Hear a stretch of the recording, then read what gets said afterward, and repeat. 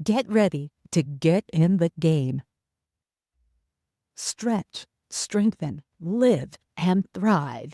You can be a winning athlete in the game of life. It's the Peel Appeal with author and corrective exercise specialist Matt Heel. Hey, this is Matt Peel with the Peel Appeal podcast. How are you today? What's going on out there in your big, badass world that you're living in? I hope you are kicking some ass and taking some names and ready to do some heavy lifting today, because that's what we're going to talk about, right? Heavy lifting. Why is that important to you? Why should that be important to everyone, right? So let's think about this. You've been using those same 25-pound dumbbells for an exercise, for example, each week for the last 5 years, right? You know you can probably do more, probably do 30s, maybe 35s, maybe 40s, but you don't try. You have a variety of excuses slash reasons why you're not going to do more than these 25-pound dumbbells. So I'm going to make a little generalization here because this is what I've seen over the last 18 years working in the industry. If you're a woman, typically you're going to say, I don't want to look like a man. I don't want to lift heavy because I don't want to look like a man. If you're over 50, maybe even over 40, you're like, I don't want to hurt myself anymore. I did that in the past. So I'm just staying over here with these dumbbells because, again, it's not about getting big. I just don't want to hurt myself. Does all that sound familiar? Are those the excuses that you're giving yourself of why you're not actually lifting as heavy as you need to be? But exactly how heavy is that, right? To get the results that you want, to make the changes in your body that you are going for. I mean, if not, why the hell are you going to the gym in the first place if you're just mailing it in, doing the same damn thing every day, every week for the last 3 to 4 or 5 years? And trust me, I see it. I see it way too often. I'll tell you that. People come in, and maybe you're one of them. And if you are, and you're listening to this, and you're going, well, shit, you're right. You got me, Matt. You got me. You do the same machines, you do the same weights, you do the same routine in the same order on the same days every single week, right? That's probably you. But you know what? That's okay. Because I'm going to help you today. I'm going to help you get out of that rut and change your body the way you want to, get the results the way you want. Sure, maybe you hurt yourself 6 years ago and you're just still in that mindset of, oh, I don't want to do that again. So I'm just going to stay over here with these little dumbbells or these other weights or just do the same machine. Let's change that today, shall we? Damn right we are. And I'm going to tell you why, because I'm going to do some research into it and throw some that I found out that I was interested into hearing. And that's going to support what I'm telling you, not just because it's what I do, because this is what your body requires from 30,000 plus participants that they interview. So not just this guy, but 30,000 people. So let's explain a little bit about what goes on, right? So first of all, we have something called the specific adaptations, to imposed demands, or the SAID principle. And that's basically what happens with your body as you lift, right? You're imposing demands. Your body has to adapt when you are doing a squat, for example, right? You're putting pressure onto your body. It has to respond by activating muscles, activating your tendons, your ligaments. Everything comes through your brain. And then they impose demand of the weight and the movement. So you're doing, let's say, 95 pounds, which is a 25-pound plate on each side with a 45-pound bar. And you do that, and your body adapts to that. And then you continue to do that, and you don't go up anymore, and your body has adapted. And then it doesn't have to adapt anymore because you've stopped imposing demand on it that it's not used to. So it doesn't have to work as hard as it did when you first did that 95-pound squat. So now you're still doing this 3 years later, 4 years later, 5 years later, and your body is that is almost literally just yawning, saying, what are you doing? I mean, I'm going to sleep. There's nothing that you're doing to challenging me. I don't have to adapt myself to any demand because I already know what's going on. So I see that again way too often. So that's why you've stopped getting your results. You haven't changed the demand. So ladies, you're never going to look like a man. Never going to look like a man. One, you don't naturally have the same amount of testosterone that we do, even if you are on some type of replacement therapy, pellets or cream, whatever it may be.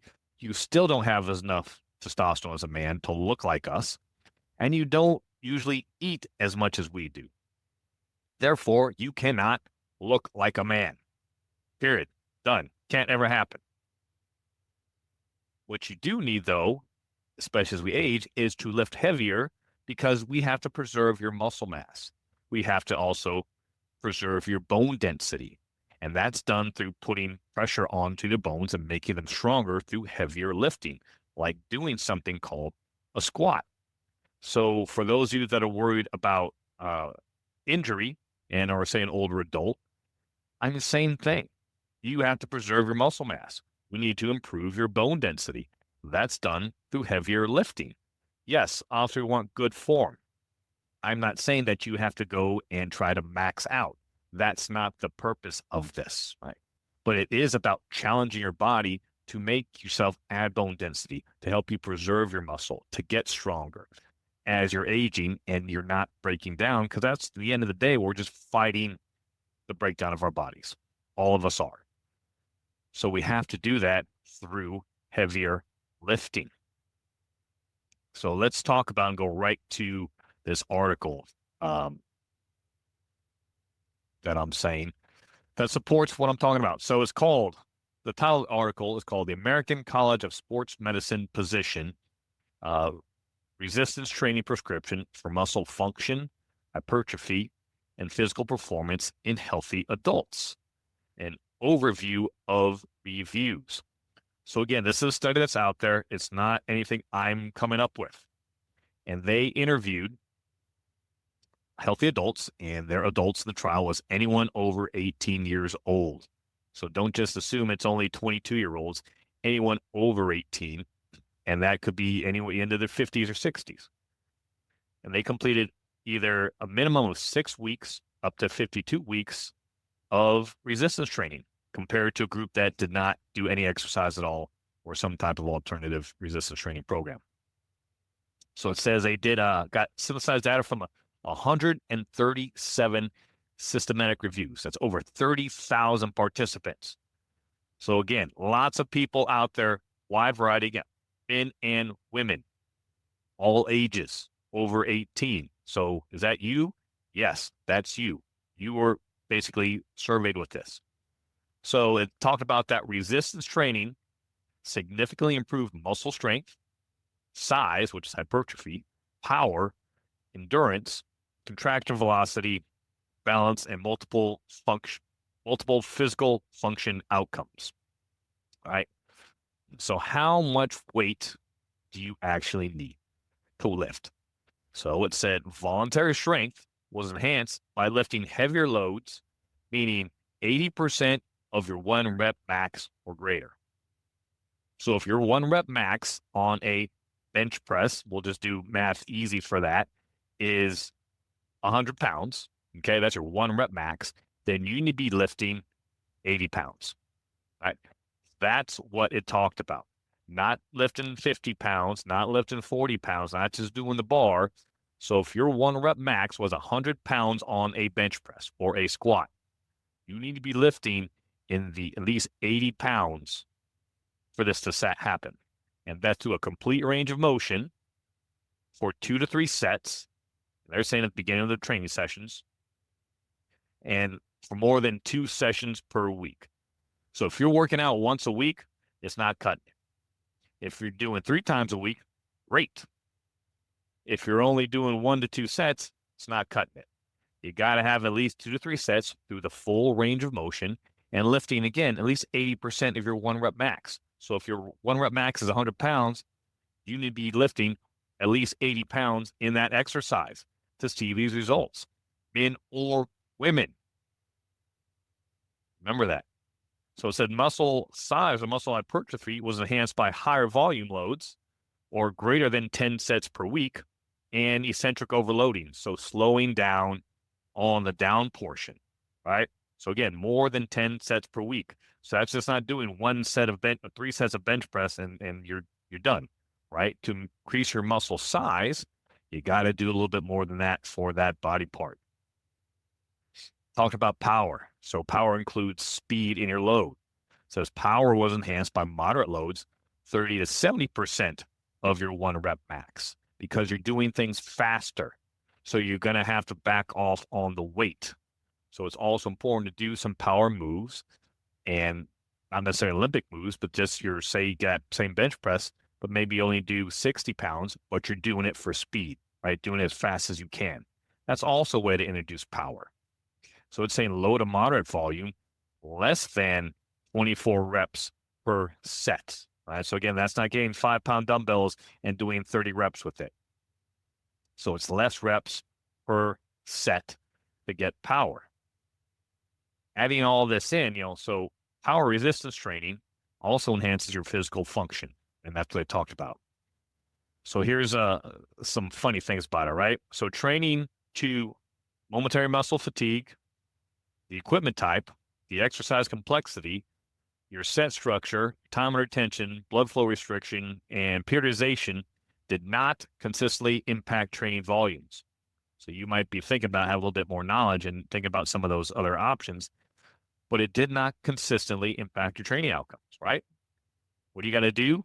80% of your 1 rep max for at least 2 to 3 sets for a full range of motion. That's how you're going to get stronger. That's how you're going to help push off injuries. And if you are having injuries, that's how you're going to get better and become more resilient. If you're going through injury rehab, once you get back and are cleared, we need to get back to lifting heavy again, not just staying light. So it says healthy adults, conclusion, should perform progressive resistance training with variable prescription consistent with our findings to improve muscle function, size, and physical performance. So muscle strength, hypertrophy, power, and certain components of physical function can be enhanced by manipulating the resistance training variables highlighted. So what we just talked about. So you're going to have a whole mindset change, right? This is what we want to do to help you get stronger as you age. Size, well, again, ladies, don't worry about becoming men. You're never going to get there. Guys, if you're thinking, oh, I don't want to put on a lot of size, again, if we're not doing massive amounts of volume and massive amounts of food, you're not going to get there either. But we do need this to preserve our muscle mass and bone density. So when we're talking about repetition schemes, muscle endurance is anything over 20 reps. Hypertrophy or muscle size is anything between 7 to 15 reps per set. If we're talking about strength, then we're going obviously significantly heavier and we can't lift as much. So we're talking like 4 to 6 reps in a set. Then power, like 3 to 5 reps as fast as you can. So how do we know, besides the 80% max, 80% of your 1 rep max, like what is appropriate weight? And one of those things you always think about is 2 in the tank.